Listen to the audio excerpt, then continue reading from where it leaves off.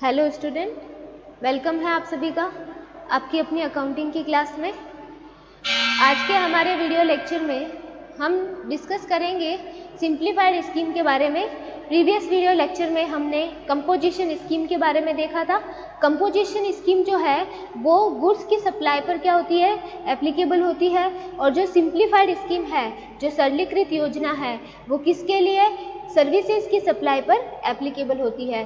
तो हमने गुड्स की सप्लाई के लिए देख लिया था कि कितना टर्नओवर होना चाहिए वगैरह, ठीक है। देखो काफ़ी कुछ चीज़ें हमने ये कंपोजिशन स्कीम के अंदर देखी थी। इसके बाद में प्रोविज़न ऑफ कंपोजिशन स्कीम हमने देखा था। इसके बाद में हमने टैक्स रेट के बारे में डिस्कस किया था। इसके बाद टोटल टर्नओवर क्या होता है वो हमने डिस्कस किया था, ठीक है। फिर हमने डिस्कस किया है कि 1 एंड मोर बिजनेस हो तो कंपोजिशन स्कीम किस तरीके से एप्लीकेबल होगी। और अभी हम पढ़ेंगे सिंप्लीफाइड स्कीम के बारे में, ठीक है। तो देखिए सिंप्लीफाइड स्कीम, यहाँ पे हेडिंग लगा देते हैं हम।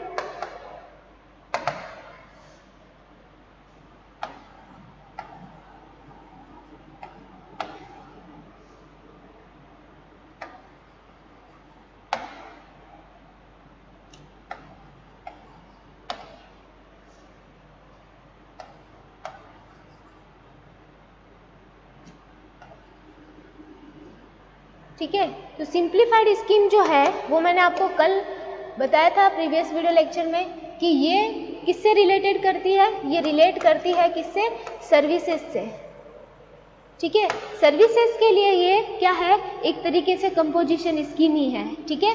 हम इसको सर्विसेज की कंपोजिशन स्कीम कह सकते हैं, ठीक है। क्योंकि देखिए जो कंपोजिशन स्कीम है वो स्पेशली किसके लिए एप्लीकेबल है, गुड्स की सर्विसेज के लिए। और उसमें अगर कोई पर्सन या कोई सप्लायर गुड्स और सर्विसेज दोनों की अगर सप्लाई करता है तो उसकी सर्विसेज की सप्लाई कितनी नहीं होनी चाहिए, उसके सर्विसेज की सप्लाई के लिए एक रूल बता रखा था। क्या बता रखा था कि उसकी सर्विसेज की सप्लाई जो है वो 5 लाख से ज़्यादा, ठीक है, 5 लाख से ज़्यादा और 10% ऑफ टोटल टर्नओवर, ठीक है। ये बात हमें कही थी, से ज़्यादा नहीं होनी चाहिए, ठीक है, नहीं होनी चाहिए। ये किसके लिए था, ये था कंपोजिशन स्कीम के लिए, ठीक है। जो कंपोजिशन स्कीम थी उसमें ये बताया था, ठीक है। तो देखिए जब सर्विसेज 5 लाख से ज़्यादा हो ही नहीं सकती या फिर टर्नओवर के 10% से ज़्यादा नहीं हो सकती, तो फिर हम सर्विसेज का जो मामला है उसमें हम कंपोजिशन कैसे एप्लीकेबल करेंगे। तो इसके लिए एक अलग से क्या निकाला गया, इसके लिए एक अलग से योजना निकाली गई, एक अलग से सेपरेट क्या निकाली गई, स्कीम निकाली गई, ठीक है, जिसका नाम क्या दिया गया, सिंप्लीफाइड स्कीम दिया गया, जिसे सरलीकृत योजना भी कहते हैं। ये एक तरीके से क्या है, सेपरेट स्कीम है, ठीक है, सेपरेट स्कीम है सर्विसेज के लिए, ठीक है। ये जो सर्विसेज है इनकी सेपरेट स्कीम है, ठीक है। ये बात समझ में आई आपको।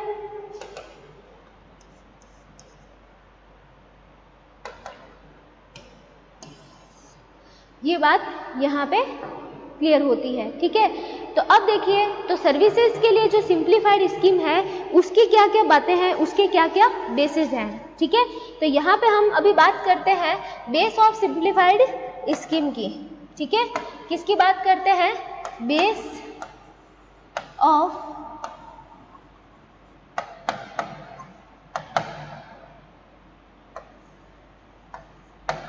सिंप्लीफाइड स्कीम की, ठीक है। तो बेस ऑफ सिंप्लीफाइड स्कीम की अगर हम बात करें तो इसके अंदर जो बेसिस बताया गया है वो क्या बताया गया है,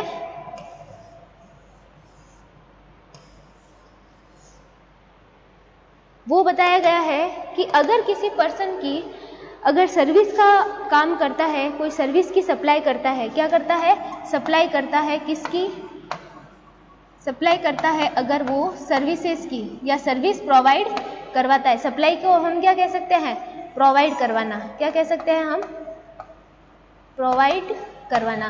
तो अगर कोई पर्सन क्या करता है, सर्विस प्रोवाइड करवाता है, ठीक है, तो सर्विस प्रोवाइड करवाता है तो उसकी जो सर्विसेज से टर्नओवर है वो कितना बताया गया है, टोटल टर्नओवर की अगर इसके अंदर हम बात करें,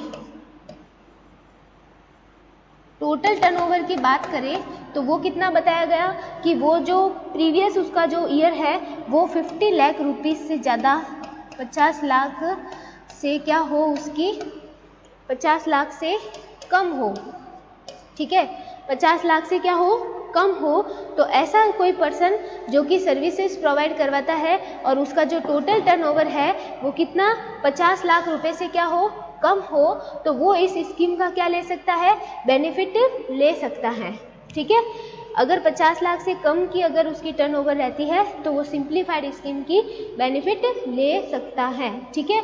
और इसके अंदर ऐसा गुड्स और जो सर्विसेज दोनों सप्लाई करने वाला पर्सन भी आ जाता है जिसकी जो सप्लाई है वो 5 लाख रुपए या 10% से ज़्यादा हो जाती है, ठीक है। इसके अंदर वो इंसान भी क्या ले सकता है, अपनी बेनिफिट ले सकता है, ठीक है।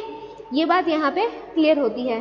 फिर देखिए अब हम बात करते हैं कि अगर किसी पर्सन के क्या हो, सेम पैन कार्ड से बहुत सारे बिजनेस क्या हो, रजिस्टर्ड हो, ठीक है।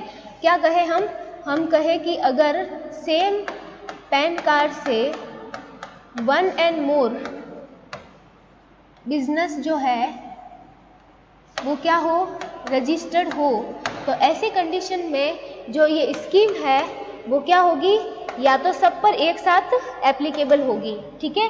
तो यहाँ पे हम लिख सकते हैं एप्लीकेबल फॉर ऑल, ठीक है, सबके साथ में एप्लीकेशन होगी, किसी एक बिजनेस के लिए एप्लीकेशन उसका नहीं होगा इस स्कीम का, ठीक है। अगर किसी पर्सन के एक ही पैन कार्ड से बहुत सारे बिजनेस क्या है, रजिस्टर्ड है, तो ये योजना सभी व्यवसायों पर एक साथ में लागू होगी, किसी एक व्यवसाय पर अलग से लागू नहीं होगी, ठीक है। ये बात यहाँ पे आ जाती है।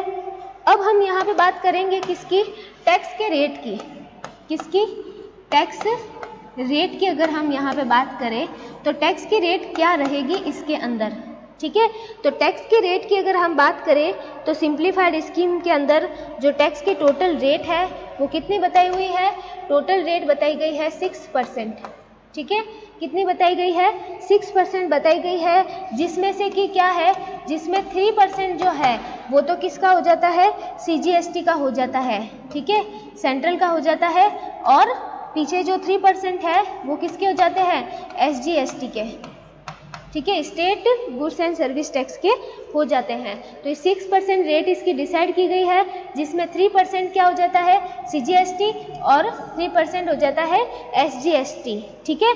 यहाँ पे एक रूल भी बताया गया है, यहाँ पे एक रूल क्या है कि कोई भी राज्य, देखो मैं लिख देती हूँ रूल ये है कि कोई भी राज्य,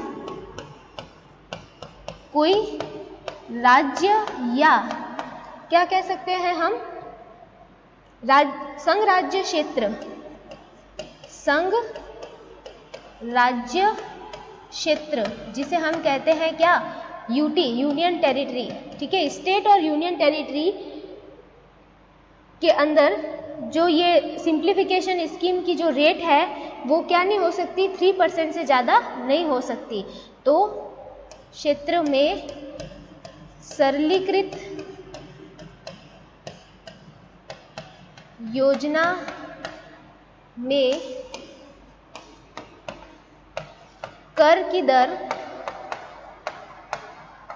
3% से अधिक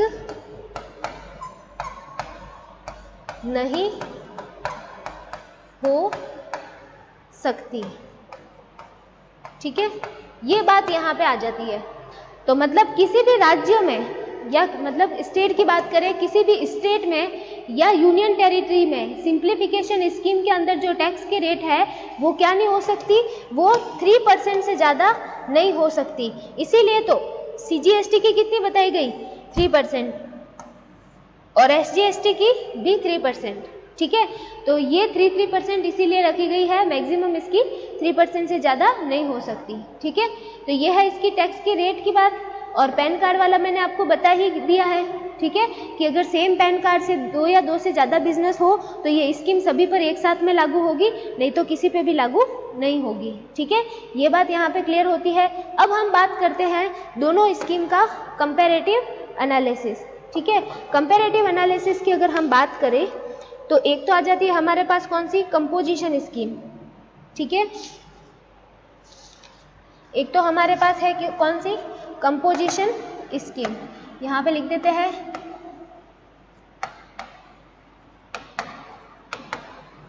कंपोजिशन स्कीम।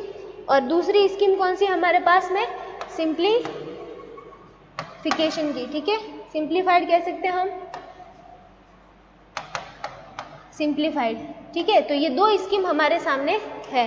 अब देखिए दोनों स्कीम जो है दोनों एक दूसरे की क्या है, परस्पर अपवर्जी है। ठीक है, परस्पर अपवर्जी होने का मतलब क्या है कि अगर कोई पर्सन क्या करता है कि कंपोजिशन स्कीम का क्या लेता है, बेनिफिट लेता है, तो वो सिंप्लीफाइड स्कीम का बेनिफिट नहीं ले सकता। ठीक है, और अगर कोई पर्सन सिंप्लीफाइड स्कीम का क्या ले रहा है, बेनिफिट ले रहा है, तो वो कंपोजिशन स्कीम का बेनिफिट नहीं ले सकता। मतलब इन दोनों में से कोई एक ही स्कीम जो है उसका बेनिफिट लिया जा सकता है। ठीक है, इसको हम क्या कह सकते हैं, यहाँ पे हम लिख सकते हैं कि ये जो सर्विसेज है, बोथ स्कीम्स आर, हम लिख सकते हैं क्या, बोथ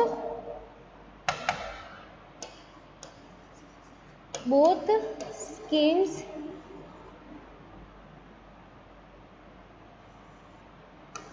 आर म्यूचुअली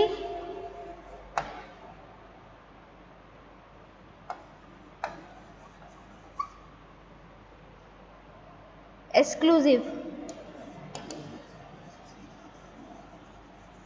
ठीक है, दोनों म्यूचुअली एक्सक्लूसिव है, इसका मतलब एक टाइम में सिर्फ एक ही स्कीम का बेनिफिट लिया जा सकता है, दोनों का साथ में नहीं लिया जा सकता है। ठीक है, ये बात यहाँ पे क्लियर होती है।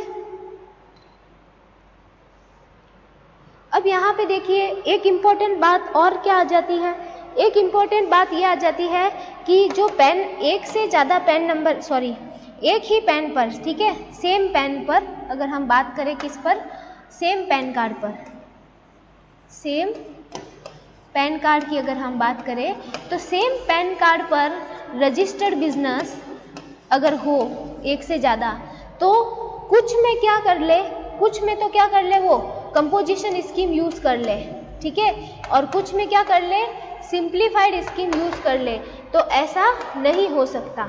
ठीक है, ऐसा भी नहीं हो सकता कि सेम पैन कार्ड से रजिस्टर्ड बिजनेस में कुछ में तो कंपोजिशन स्कीम को क्या कर दिया जाए, अपना लिया जाए, और कुछ में क्या किया जाए, सिंप्लीफाइड को यूज़ किया जाए। तो ये वाला काम जो है नहीं हो सकता। ठीक है, या तो सभी बिजनेस में कंपोजिशन एप्लीकेबल होगी या फिर सभी बिजनेस में सिंप्लीफाइड स्कीम क्या होगी, एप्लीकेबल होगी। ठीक है, ये बात यहाँ पे क्लियर होती है।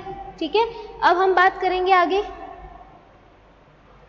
अब हम बात करेंगे कि कंपोजिशन स्कीम और सिंप्लीफाइड स्कीम जो है उन दोनों में क्या डिफरेंस है। ठीक है, तो difference between composition scheme and simplified scheme, इनमें दोनों में क्या डिफरेंस है उसकी अब हम क्या करेंगे, चर्चा करेंगे। ठीक है, तो देखिए अगर हम डिफरेंस की बात करें तो सबसे पहला जो डिफरेंस है वो किसको ले लेते हैं हम, सबसे पहला बेस हम ले लेते हैं वैधानिक ढांचा।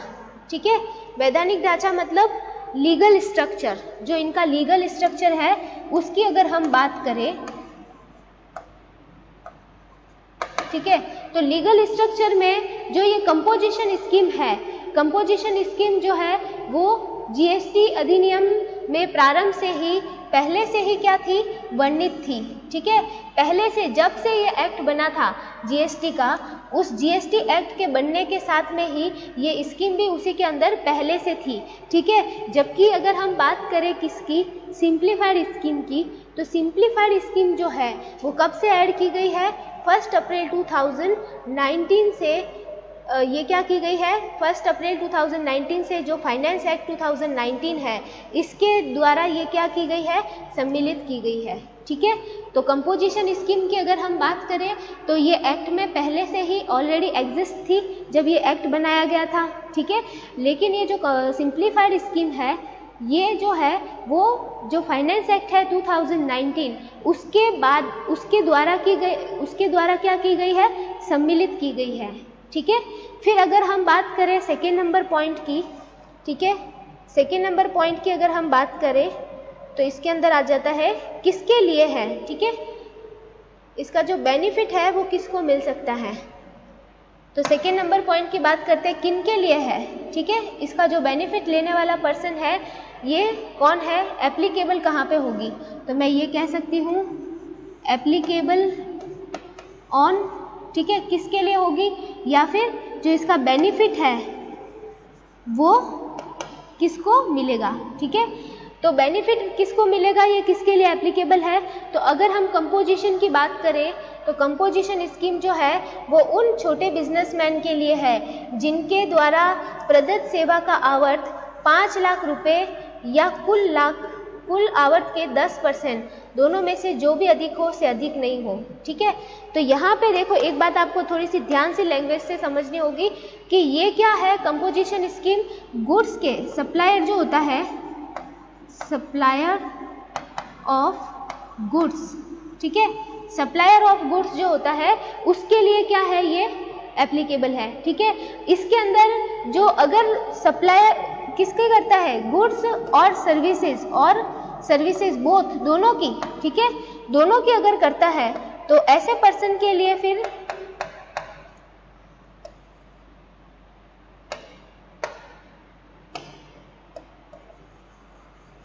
ठीक है। तो अगर कोई पर्सन ऐसा है जो दोनों की सप्लाई करता है तो उसके लिए क्या बात कही गई है, उसके लिए बात ये कही गई है कि यहाँ पे देखो माल की पूर्ति करने वाले व्यापारी तो समझ में आ गया, ठीक है, माल की पूर्ति करने वाले छोटे व्यापारियों के लिए है, ये बात तो यहाँ पे क्लियर होती है, ठीक है। लेकिन दूसरी बात क्या की इन्होंने, दूसरी बात देखिए, लेकिन जो सेवा का भी क्या करते हैं साथ में देते हैं, ठीक है, सर्विस भी प्रोवाइड करवाते हैं, तो उसमें जो सेवा है वो 5 लाख या फिर टोटल टर्नओवर के 10% से ज़्यादा नहीं होनी चाहिए, ये बात यहाँ पे क्लियर होती है, ठीक है। गुड्स के सप्लायर के लिए तो एप्लीकेबल है पूरी, लेकिन गुड्स और सर्विसेज दोनों का जो सप्लायर है उसमें जो सर्विस की सप्लाई है ना वो 5 लाख रुपए से ज़्यादा नहीं होनी चाहिए या फिर टोटल टर्नओवर के 10% से ज़्यादा नहीं होनी चाहिए, ये बात यहाँ पे क्लियर होती है, ठीक है। फिर बात करते हैं नेक्स्ट पॉइंट की, यहाँ पे इस तरफ देखिए सिंप्लीफिकेशन स्कीम या सिंप्लीफाइड स्कीम, यह उन सेवा प्रदाताओं के लिए है जो माल की पूर्ति भी कर सकते हैं, ठीक है, परंतु प्रदत्त सेवा का जो आवर्त है वो 5 लाख रुपए से अधिक या फिर कुल आवर्त के 10% से अधिक होना चाहिए, ठीक है। मतलब जो इसके अंदर नहीं आते हैं ना वो किसके अंदर आते हैं, इसके अंदर आते हैं, मतलब वो दोनों की सप्लाई कर रहे हैं लेकिन सर्विसेज की सप्लाई कितनी कर रहे हैं, 5 लाख से ज़्यादा कर रहे हैं या फिर टोटल टर्नओवर के हिसाब से देखा जाए तो 10% से ज़्यादा कर रहे हैं, तो वो इंसान जो है वो इस योजना का क्या कर सकते हैं, फ़ायदा उठा सकते हैं, ठीक है। समझ में आया मैटर, ये पॉइंट नंबर सेकेंड की बात। फिर बात करते हैं पॉइंट नंबर थर्ड की, फिर पॉइंट नंबर थर्ड की बात करते हैं हम।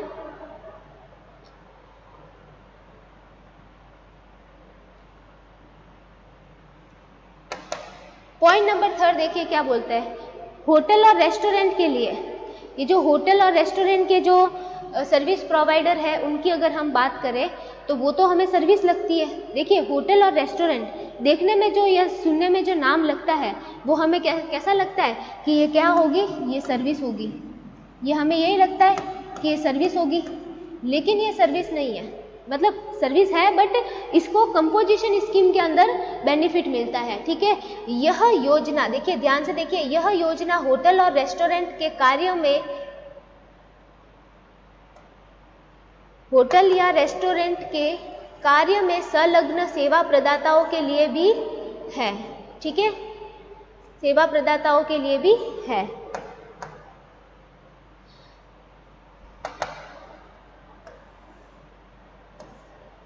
और उन पर सेवा के आवर्त की उक्त सीमा भी लागू नहीं होती है। तो देखिए होटल और रेस्टोरेंट का जो सर्विस प्रोवाइड करवाते हैं, ठीक है, वो तो सर्विस ही मानी जाती है क्योंकि होटल और रेस्टोरेंट की अगर वो सर्विस दे रहे हैं तो, लेकिन वो फिर भी किसके अंदर आ जाते हैं, वो कंपोजिशन स्कीम के बेनिफिट के लिए हो जाते हैं, ठीक है। तो अगर हम बात करें कि ये एप्लीकेबल हो जाते हैं और इसके बाद में इनके ऊपर जो वो सर्विस वाला कौन सा 5 लाख वाला 5 लाख और 10% ऑफ टोटल टर्नओवर, ये वाली लिमिट भी उन पर लागू नहीं होती है। ठीक है, सर्विस है फिर भी लागू नहीं होती है। और यह योजना उन सेवा प्रदाताओं के लिए है जो होटल और रेस्टोरेंट की सेवा प्रदान नहीं करते हैं। मतलब अगर हम सिंप्लीफाइड स्कीम, जो कि स्पेसिफिक किसके लिए है, सर्विसेज प्रोवाइड करवाने वालों के लिए है, तो उसके अंदर होटल और रेस्टोरेंट वालों को नहीं मिलता है बेनिफिट। ठीक है, उनका बेनिफिट किस में मिलता है, कंपोजिशन स्कीम के अंदर ही मिलता है। ठीक है, फिर बात करें हम आगे, फिर बात करते हैं टोटल टर्नओवर की जो लिमिट है। ठीक है, किसकी, टोटल टर्नओवर की लिमिट। यहाँ पे हम कह सकते हैं लिमिट ऑफ टोटल टर्नओवर। ठीक है, तो जो टोटल टर्नओवर की लिमिट है उसकी अगर हम बात करें तो कंपोजिशन स्कीम में क्या बताया गया है, कंपोजिशन स्कीम में बताया गया है कि 1.5 करोड़ से ज़्यादा नहीं होना चाहिए। ठीक है, अगर किसी का टर्नओवर 1.5 करोड़ है या उससे ज़्यादा नहीं है तो ही वो क्या कर सकता है, कंपोजिशन स्कीम का बेनिफिट ले सकता है, अदरवाइज वो नहीं ले सकता। और कुछ विशेष राज्यों की अगर हम बात करें, ये जो विशेष राज्य हैं उनके लिए ये जो सीमा है वो कितनी है, 75 लाख है। अब विशेष राज्यों में कौन कौन आ जाते हैं, एक तो मिजोरम आ जाता है, क्या आ जाता है, मिजोरम आ जाता है। ठीक है, एक कौन सा आ जाता है, मणिपुर आ जाता है, मिजोरम, मणिपुर, फिर आ जाता है नागालैंड, फिर आ जाता है इसके अंदर त्रिपुरा, ये कुछ विशेष राज्य हैं। ठीक है, अरुणाचल प्रदेश और उत्तराखंड। ठीक है, तो ये कुछ विशेष राज्य हैं जहां पे कौन सी सीमा लगती है, 75 लाख वाली लगती है। मतलब अगर उनका जो टर्नओवर है वो 75 लाख रुपए से ज़्यादा नहीं हो तो ही वो कंपोजिशन स्कीम का बेनिफिट ले सकते हैं। ठीक है, और यहाँ पे जो टोटल टर्नओवर है सिंप्लीफाइड स्कीम के अंदर, तो सिंप्लीफाइड स्कीम के अंदर ये बताया गया है कि प्रीवियस ईयर में उनका जो टोटल टर्नओवर है वो 50 लाख से ज़्यादा नहीं होना चाहिए। ठीक है, अगर सर्विसेज का मामला है तो सर्विसेज के मामले में 50 लाख रुपए से ज़्यादा उनका टर्नओवर नहीं होना चाहिए, और नहीं होता है तो वो सिंप्लीफिकेशन स्कीम के अंदर बेनिफिट ले सकते हैं। ठीक है, फिर बात करते हैं नेक्स्ट पॉइंट की। नेक्स्ट पॉइंट इसमें क्या आता है, कर की दरें आ जाती हैं। ठीक है, नेक्स्ट क्या आता है, कर की दर आ जाती है। टैक्स रेट की हम बात करें, इसके बारे में तो हम पढ़ ही चुके हैं, टैक्स रेट कंपोजिशन स्कीम में कितनी है और सिंप्लीफिकेशन स्कीम में कितनी है। तो कंपोजिशन स्कीम में मैंने बताया है 1%। ठीक है, और अभी कितनी हो गई है, 0.5% और 0.5%। ठीक है, होटल और रेस्टोरेंट की अगर हम बात करें तो उसके अंदर कितनी आ जाती है, 5%। ये पुरानी रेटें हैं। ठीक है, अभी कितनी है, 2.5% और 2.5%। ठीक है, ये जो अभी हमने डिस्कस किया था 0.5 थी।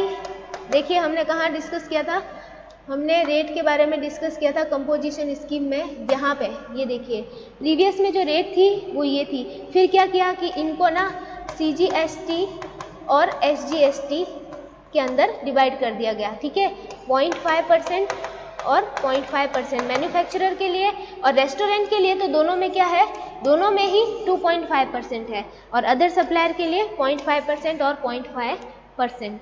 ठीक है, ये बात यहाँ पे आ जाती है। फिर देखिए आगे चलते, ये तो थी रेट की बात। फिर अगर इसकी बात करें सिंप्लीफाइड स्कीम की, तो सिंप्लीफाइड स्कीम के अंदर क्या बोल रहे हैं कि गुड्स और सर्विसेज की सप्लाई पर जो टैक्स की रेट होगी वो कितनी होगी, 6% होगी। ठीक है, जिसमें से 3% तो CGST और 3% SGST होगा। समझ में आया, ये बताया था आपको 6% है जिसका 3% CGST और 3% SGST। ठीक है, ये है आपके टैक्स की रेटें।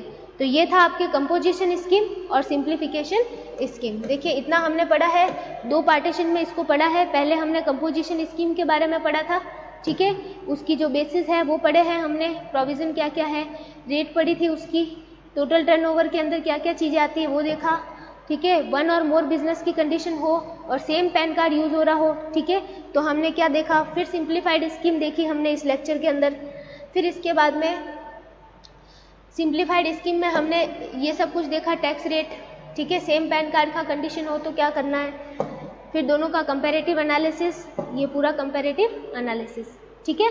तो अब आपको क्या बात पता चली, कंपोजिशन स्कीम है सिर्फ गुड्स की सप्लाई के लिए, ठीक है, स्पेशली फॉर गुड्स की सप्लाई। और अगर गुड्स और सर्विसेज दोनों की सप्लाई हो तो उसमें सर्विसेज का पार्टीशन बहुत कम होना चाहिए, ठीक है। और सिंप्लीफिकेशन स्कीम की बात करें तो वो स्पेशली फॉर सर्विसेज है, और अगर गुड्स और सर्विसेज की बातें करें तो उसमें सर्विसेज का पार्टीशन बहुत ज़्यादा होना चाहिए, ठीक है। ये बात समझ में आई आपको यहाँ पे पूरी क्लियर? तो ये था आपके कंपोजिशन स्कीम और सिंप्लीफिकेशन स्कीम, ओके। बाकी के जो टॉपिक है वो हम नेक्स्ट वीडियो लेक्चर के अंदर डिस्कस करेंगे, okay. Thank you so much.